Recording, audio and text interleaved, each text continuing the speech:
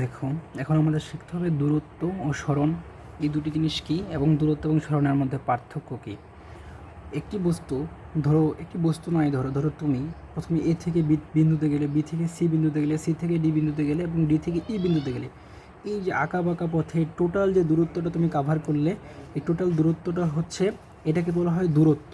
এই টোটাল যে তোমার অবস্থানের পরিবর্তন, এটাকে বলা হয় দূরত্ব।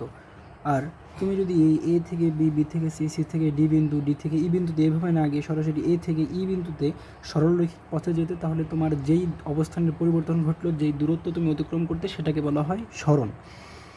অর্থাৎ সরণ হলো